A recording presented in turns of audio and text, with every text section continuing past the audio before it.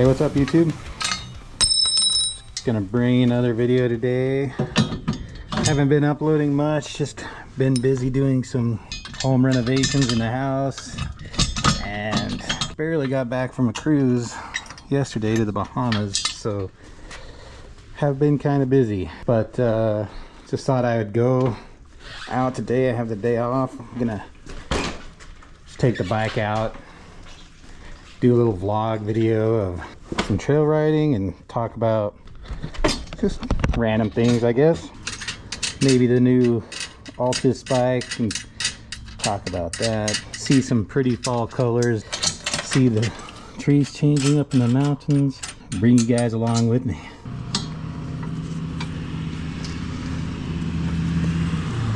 Yeah, snug. So yeah, it's just gonna be me today.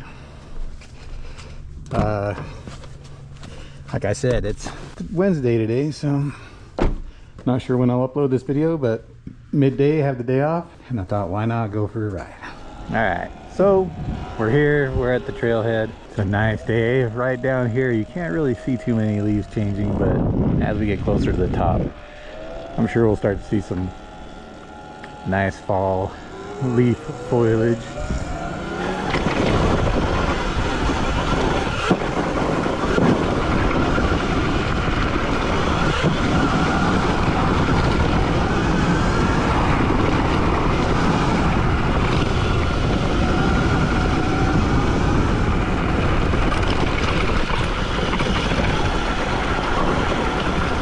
So yeah, today just out for fun, doing a vlog. So yeah, anyway, went out on a work trip for like a week. I came back from that one immediately on a cruise into the Bahamas, and I get back from all that and find out like, wow, there's a new bike in the market, some new thing coming out, very intriguing. So I thought we'd talk about that today. Maybe did a little looking into it just to kind of gauge what it is. So this Altis Sigma is the bike, and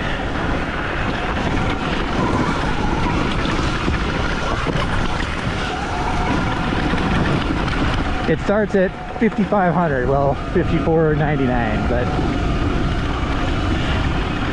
which is a crazy price point for what you get out of this bike.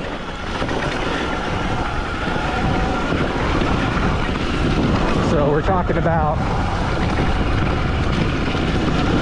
20 kilowatt bike out of the gate. Now, yeah, sure, we've got the Ventus one. You got the new MX-5 Talaria. You got the E-Ride Pro coming in at 12. You know, there's some bikes out there that are definitely competing in this range, but not 22. I mean, the Ventus one, yeah, but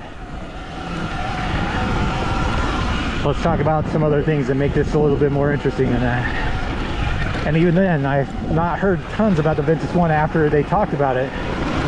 So I think they're just selling more of their controllers. The bike itself is, I haven't seen much of it. So, and who knows, that could happen with this bike. So what we're talking about, 20 kilowatt, but there's more to that than these other bikes. And we'll throw the Old for B in there as a comparison as well. So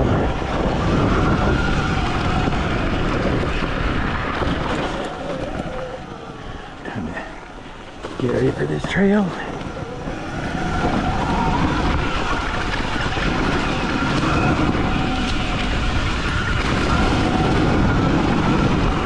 So yeah, 20 kilowatt, 96 volt, 35 amp hour battery. Let's put that into perspective. That battery itself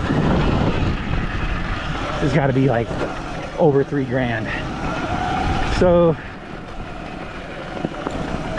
if you're buying any of the other bikes, including the Ultra B,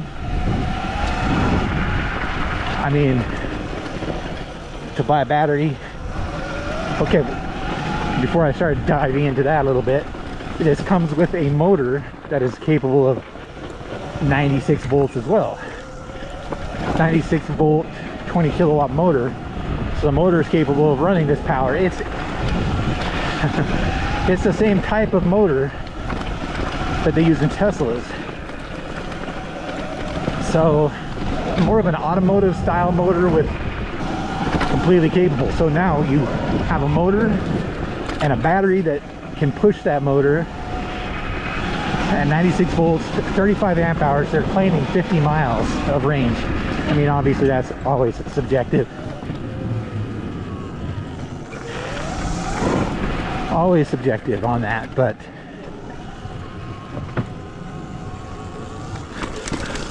so yeah, 50 miles of range claimed.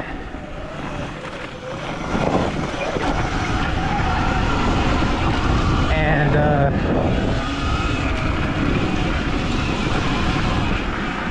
that's a huge power plant. I mean, if you think about upgrading, let's go to a Sur-Ron now. If you're getting a Sur-Ron, to upgrade a Sur-Ron like even mine, I'm not even there. My bike is way more expensive than that bike so far, and I don't even have a motor that can push more than 15 kilowatt. So I'm running 12 today on the trail, and I don't think I need more than, honestly, 15, I'll be honest. But just to say, like, hey, if you're that guy, you want a bike that can do 20 kilowatt on a Sur-Ron, that's going to take a lot of money. You're talking about $1,300 for the controller and another $3 grand for the battery. You're at as much as the bike. You're already into it, $8,500 with the bike, and that's not including anything else, any other upgrade. So let's also talk about what else it has that you get for that price point. It has a 16-inch rear wheel optional. Like, you can choose to not do that and do the 1919, but a lot of people will immediately go right to the 16 if you're a trail dirt bike rider. You know, if you're doing street stuff, the 19 is probably a good option, but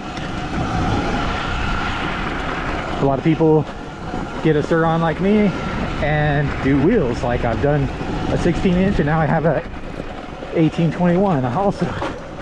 So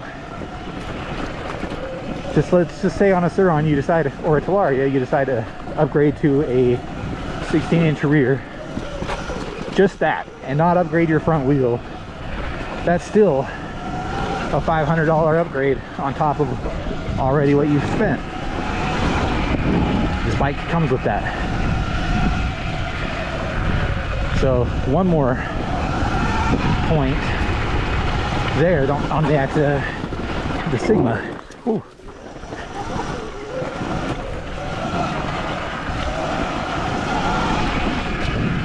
So now on that Sur-Ron, you're looking at almost $9 grand for that's if you got the controller, the motor. Oh shit. Well, let's talk about the motor. We didn't even include that. That's another $1,000 for another motor. So now you're at 10 grand. That's $4,500 more expensive so far than this bike. And we haven't got out of 2 different upgrades so far on the powertrain and then the wheels. So what else is there? Well, it comes with a more robust suspension than any of the other small electric bikes. And keep in mind, this is a small electric bike. This is not a Ultra B size bike. This is a Sur-Ron size bike, or a Talaria. In fact, I don't even know if it's what the size is compared to either of those two, but it's in that same class. We'll see. So Sur-Ron, Talaria. So yeah, apparently the linkage is a better linkage on the rear suspension. The forks are more robust, and we all know that most people, well, if you're riding off-road or doing any kind of jumps or bumps, then suspension on these stock little bikes is not up for the task. I mean, I'm running these stock KKE forks right now. They are shot. I've added air to them a few times, but it's never going to feel as plush as an upgraded shock. So again, there you go. Here we got, I don't even know where those Sigma forks would fall into, like, performance compared to, we'll just say, a Fast Ace. So you're looking at another $600 to $1,000 if you tune them or something. So suspension wise, you know, you're still looking at almost 11K now onto a Sur-Ron. What else we got? Yeah, my back brake not doing well.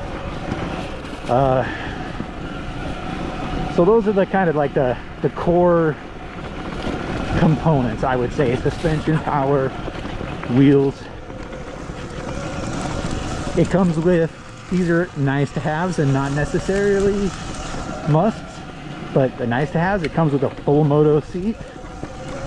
Comes with better foot pegs. Obviously that's a cheap upgrade for a new bike, but surprising why most bikes don't just come with better damn foot pegs, because they're terrible.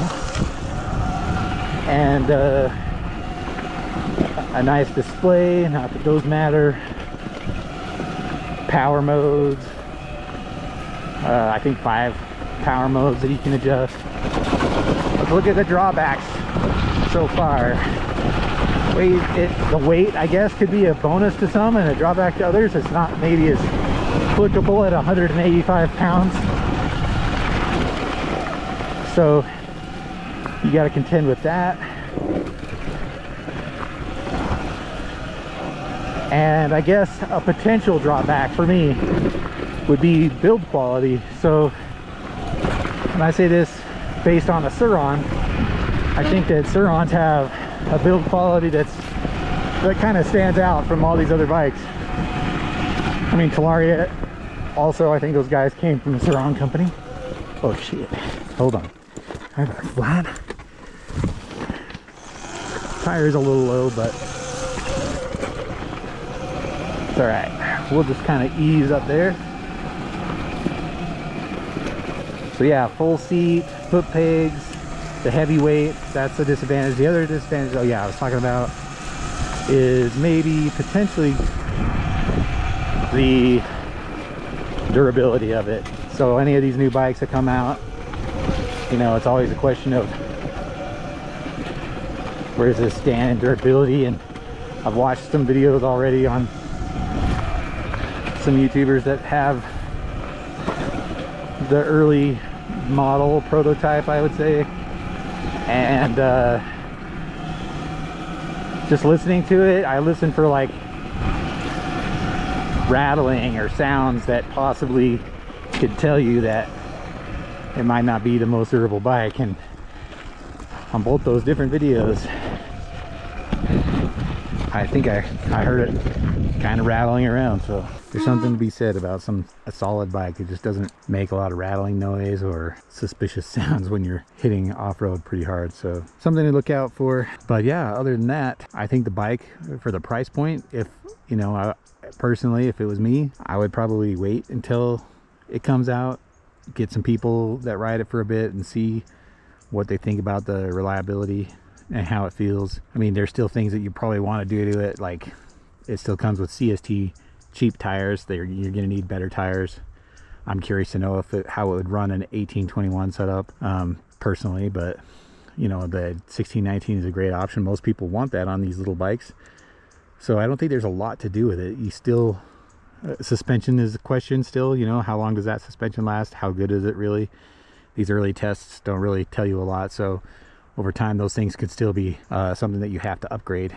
However, for $5,500 you are getting a motor, a controller and a battery that any of these other bikes can't touch at all. Like, it is a massive amount of upgrades. The motor itself is 1,000 probably, controller 1,000 to 1,500, and then 3,000. You're like $5 grand. This just those 3 items alone almost worth the entire price of the bike if you were to upgrade those aftermarket. So consider that. That's a huge selling point. Those things should last you for whatever, and you could dump your money into anything else and be under any of the competition. So for a small bike, it's definitely worth keeping an eye on this Altis Sigma. So yeah, I'm gonna look at it. I've already got 2 bikes. My bike's upgraded to my liking, but you know, as it gets older and whatever, I might look at that bike or an Ultra B, or the next Ultra B mid bike category would be maybe something I'd be interested in. But yeah, I'm gonna wrap the video up there, and hopefully you guys enjoyed the video, and until next time, keep the rubber side down. Hey, you're still here? Wow, I thought you would have left by now. Well, bonus footage. I found a little track up here in the top of the Rudy's Flats. Are kind of fun.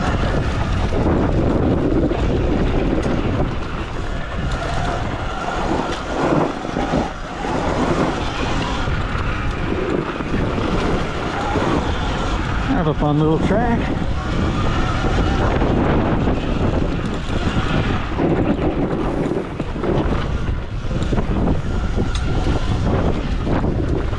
But yeah, what are you still doing here?